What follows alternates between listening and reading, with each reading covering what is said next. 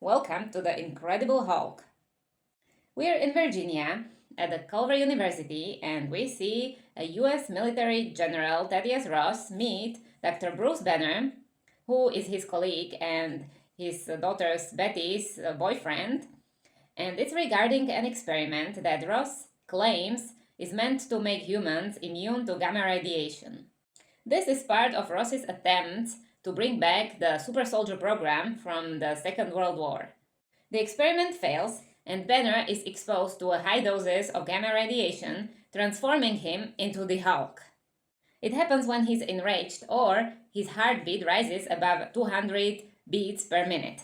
The Hulk destroys the lab, injures Betty, the general, and others outside. So Banner becomes a fugitive from Ross, who wants to make a weapon out of him. 5 years later, we see Banner working at a bottling factory in Rio de Janeiro, Brazil. He hasn't transformed in 5 months, and he trains yoga and breathing techniques. He's also anonymously leading a conversation with an internet user called Mr. Blue in a search to find a cure for his condition. After Banner accidentally cuts his finger and a drop of his blood falls into a bottle of soda, which is eventually consumed by an elder man, Stanley, in Milwaukee, Wisconsin, which gives him gamma sickness.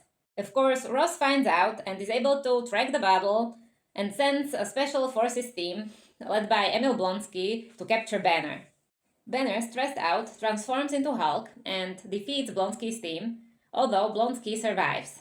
After Ross explains to Blonsky how Banner became the Hulk, he agrees to be injected with a similar serum and gains enhanced strength, speed, and agility. Banner returns to Culver University and reunites with Betty. But her new boyfriend contacts Ross and he soon arrives with his team and Blonsky.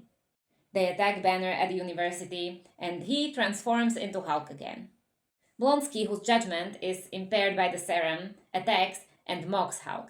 Hulk injures Blonsky severely, but the serum allows him to heal quickly.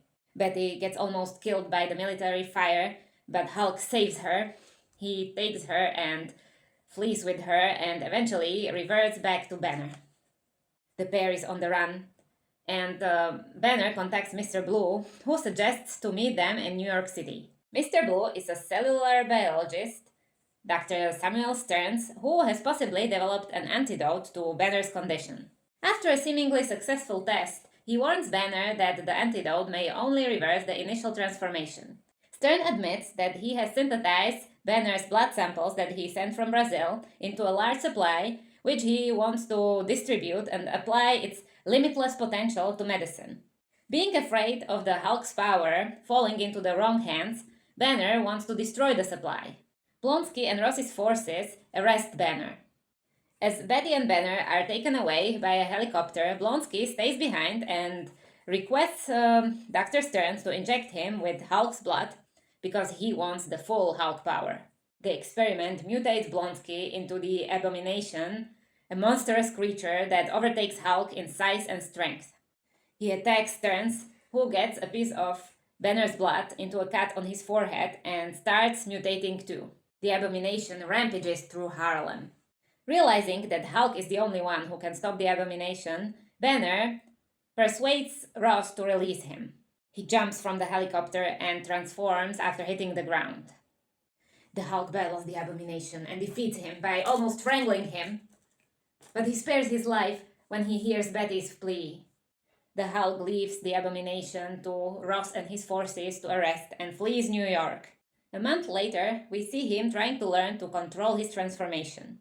Sometime later, we see Tony Stark approaching Ross in a bar and informing him that he is putting together a team.